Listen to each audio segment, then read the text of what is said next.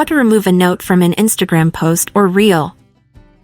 If you've accidentally added a note to an Instagram post or reel, or you just want to remove it, this video will guide you through the process. Instagram's notes feature for posts and reels is still relatively new, and not everyone has access to it yet, so it's understandable if you're not familiar with it. Here's how to delete a note. Locate the post or reel that contains the note you want to delete. Tap on the note you've added. A new menu will appear with the option to delete the note. Confirm your choice by tapping on Delete. And just like that, the note will be gone. What do you think about this new Instagram Notes feature? Let us know in the comments below.